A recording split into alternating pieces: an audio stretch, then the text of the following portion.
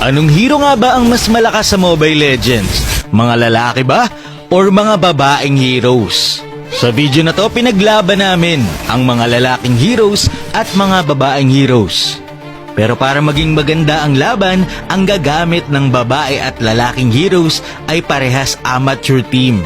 Ang gagamit ng mga babaeng heroes ay ang Maharlika G-Unit. Ito sila guys, malalakas yung mga yan. Ang makakalaban naman nila ay ang Game Lab. Ito sila guys. Parehas malakas ang bawat team at lumalaban sila sa international tournaments. For fun and entertainment lang ang labanan na ito. Pero ang mananalo ay magkakaroon ng 4,000 pesos. Ang matatalo naman ay may 2,000 pesos. Huwag na natin patagalin pa, pero syempre bagong lahat, kung di ka pa nakafollow sa ating page, baka naman. Umpisa natin sa mga mage. Silang bahalang pumili kung sino ang gagamitin nila. Basta ang mahalaga, ang lalaki gagamit ng lalaking heroes, ang babae gagamit ng babaeng heroes. Ito na nga po nagsimula ng laban, nag-flicker agad dito, si Vale, dalawa agad ang tumumba. Mga lalaki naghahabol pa at kami-kami ha, galing dito kay Gord, ultimate naman galing dito kay Odette. 2v1 ang labanan, alam na natin kung saan ito pupunta. Mga lalaki ang nakakuha ng unang round. Round 2, best of 3 tayo sa bawat group. Ito na nga po, pangalawang grupo na tumbagad si Luo Yi. Tinamaan ng ultimate dito ni Vale para sa tamang zone lang. Samantalang yung ultimate ni Vexana hinahampas dito. Yung Valir kami-kamihan na naman. Tinamaan yung Odette. 2v3 ang labanan. Grabe ang sakit na dito ng damage ng Sicilian. Summon Force nilapag na rin at ayun na nga, nanalakbo na dito yung Ibon. At ang nanalo sa Mage Group 1 ay ang mga lalaki. Dito naman tayo sa pangalawang group ng mga mages. Tingnan natin kung makakabawi pa ba ang mga babae dito. Napaalala ko lang, experiment lang ito. Lahat ng nandito ay mga malalakas at batak talaga.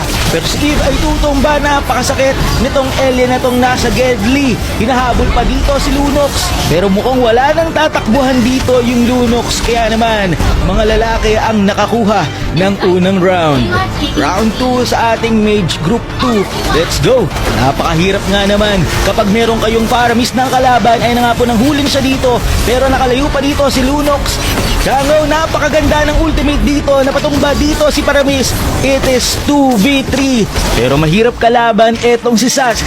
Dahil halos puno pa ang buhay, ay na nga po naglapag ng alien. Dalawa agad ang tumumba. Valir nag-flicker in pa. Kaya naman, ang kukuha ulit ng puntos ay ang mga lalaki. Move na tayo dito sa mga assassin. Babae, laban sa lalaki. Group 1 pa lang ito. Let's go, simulan na natin. Ito na nga po Arlott with a flicker ultimate. Dalawa ang tinamaan. Pero si Joy nasa gitna at lumalaban. Grabe nga yun si Joy. Galit na galit. Gustong manakit. Hayabusa double kill. At triple kill pa. Matilda na lang ang natitira sa kanila. At mukhang pagtutulungan na siya. Grabe, eto na nga po ang makakakuha syempre ng puntos. Para sa round ay ang mga lalaki pa rin. Inuulit ko, best of 3 tayo bawat group. Kaya naman may chance pa ditong bumawi ang mga babae. Eto na nga po, sumugod na din si Bushon. Pero na-take down siya dito ni Leslie. Joy gumigit na, Fanny lumilipad. Hindi tinablan ng ultimate ni Amon. Si Joy hinahabol si Hayabusa, shutting him down. Si Amon na lang ang natitira. At mukhang makakakuha na ng kanilang puntos dito ang mga babae. Let's go! May isang laban pa kasi nga best of 3. Mukhang gigil na gigil bumawi dito ang mga lalaki. Gusha nag-flicker in na at kumombo na pero nung patumba siya dito ni Fanny. Eto si Hayabusa, low health agad. Grabe nga yun. Amon with the ultimate pero walang tutumba. Double kill para dito kay Fanny. Triple kill at Maniac. Kaya naman meron ng puntos ang mga babae. Move na tayo sa second group ng mga assassin. Mukhang nakakakuha na ng momentum ang mga babae sa labanan na ito at nakakabawi na sila. Pumasok na nga dito si Alucard at si Long pero umangat sila dito kay Kadita. Grabe yung ginawa ng Kadita doon at na-outplayed pa niya ang mga kalaban. Hanzo, tinatarget dito si Karina pero si Lena tamang pana lang dito pero may Natalia pa. Baka nakakalimutan nyo, it is 1v1. Nawala bigla si Natalia, alam nyo na kung saan ito pupunta. And that should do it. Panalo ulit sa round ang mga babae. Dito na tayo sa round 2 ng ating group 2 ng Assassin. Ito na nga po, tingnan natin kung ano ang mangyayari. Kadita ng ultimate agad, kumombo ng first skill, second skill, at napatumba si Silong. Kakaibang combo pero napaka-effective ng kanyang pinakita. Natalo with a mega kill. Hindi bumabawas dito si Alu. Dahil meron siyang immunity, si Hanzo na lang ang natitira. Ayun na nga po, nasa base pa nga siya. Pero kailangan niyang lumaban at bawal magtago sa bush. At eto na nga po, nagpapakiramdaman lang sila dito. Pumana pero hindi tinamaan. Nag-ultimate na nga dito si Hanzo. Pero pumana si Selena, tinamaan. Sinamahan pa ng flame shots and securing the score for the female team. Meron ng momentum ang mga girls. Ito na nga po, nandito na tayo sa mga fighters. Sino kaya ang mas malakas? Mga babaeng fighters nga ba? Or mga lalaki? Pasugod na dito si Mincetar. Tatlo ang nahuli pero nagtakbuhan lang ang mga kalaban. Badang inultihan na dito si Freya. Tamang may kruhan lang ang dalawang kapunan. Benedetta pumasok na nga dito, tatlo ang kanyang napetrify pero nakaulti si Bane at ang ganda ng kulong doon ni Badang. Kaya naman, ang nanalo ay ang mga lalaki sa round na to. Round 2, let's go! Ito na nga po, Aulus nag-ultimate agad at si Freya, tamang pre-hit lamang pero nahuli na naman siya ni Badang at Mincetar nilapag na ang King's Calling. At etong Aulus palong-palong literal and Badang securing the score. Eto na tayo sa second batch ng mga babaeng fighter. Sinama namin dito si Edith kasi konti lang ang fighter na babae, kinulang. Hayaan nyo na, ito na nga po, nagsimula na ang laban. Guinevere nakapag-ultimate na rin, nalabas na rin ang Black Dragon. Palakasan ng sustain at ng crowd control. Edith tamang pre-hit lang dito. Next board with the ultimate, napilitan mag-flicker dito yung Edith. Pero mukhang hindi pa rin nakakayanin ang sustain at damage ng mga kalaban. Kaya naman, ang mga lalaki ang nanalo sa round na to ng ating batch 2 ng mga fighters. Let's go! Lapu-lapu nag-dive na sa gitna, samantalang sana sa Gedli lang dito. Grabe, sapakan kung sapakan, walang atrasan. Pero mukhang low health na dito ang mga babae at si Robina lang ang natitira. Parang nakalock target ang mga kalaban, grabe nga yun. At lalaki pa rin ang nakakuha ng puntos. Nandito na tayo sa mga marksman. Makakahabol pa kaya ang mga babae? Eto na nga po, nagsimula na tamang pakiramdaman. Etong Stranger nag-ultimate na. Mukhang hindi masyadong marami ang tinamaan pero may Roger dito sa bandang gilid. Grabe, ang sakit ng Clint. Tatlo agad ang tumumba, ubos agad sila.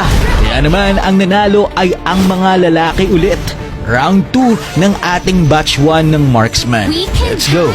Stranger nag-ultimate agad, dalawa agad ang tinamaan, lohit na agad dito. Si Melissa, tumba agad sila. Sobrang sakit ng damage ng Clint, pero si Mia to the rescue, nandito sa bandang Gedli. Pero wag mong kakalimutan na merong asong nag-aabang doon sa gilid. Eto na nga po, pinagkakagat ang mga kalaban, kakayanin pa nga ba niya? Triple kill para sa kanya. Kaya naman lalaki ang nakakuha ng puntos. Batch 2 ng mga marksman. Let's go! Ito na nga po, nagsimula na ang laban. Grabe yung gameplay dito ng mga lalaki. Claude nag-ultimate agad with vengeance pero siya ay unang tutumba. Hindi niya pinayaan ng isustain ang damage ng kalaban. Kaya naman si Brody at si Kimi na lang ang natitira. Double kill para dito kay Brody. It is range versus burst damage. Sino kaya ang mananalo? Isang pagkakamali lang dito ng Kimi, kaya pa siyang baliktarin pero nag-flame shots na siya at ang nanalo ay ang Kimi. Round 2 ng ating mga marksman sa second batch. Let's go!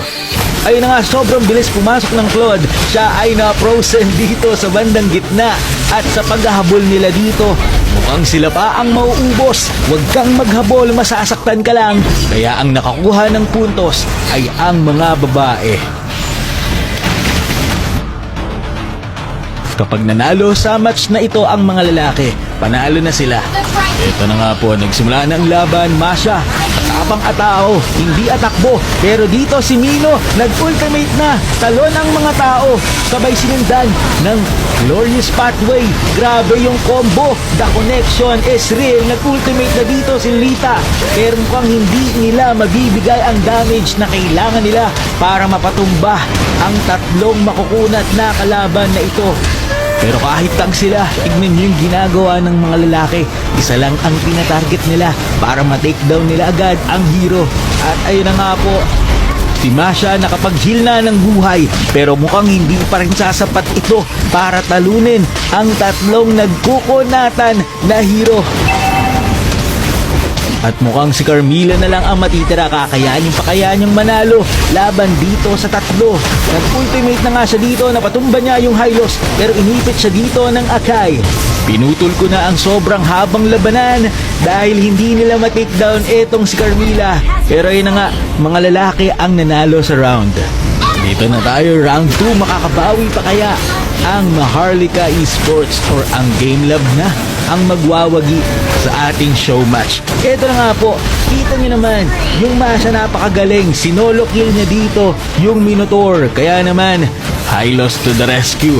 Pero tignan nyo, lahat sila dito, si Masha na ang tinatarget, wala na silang pake doon sa ibang kalaban. Basta focus lang sa goal, Masha lang all throughout, glorious pathway nilabas na. At mukhang si Masha dito ay tutumba. It is 3 versus 2.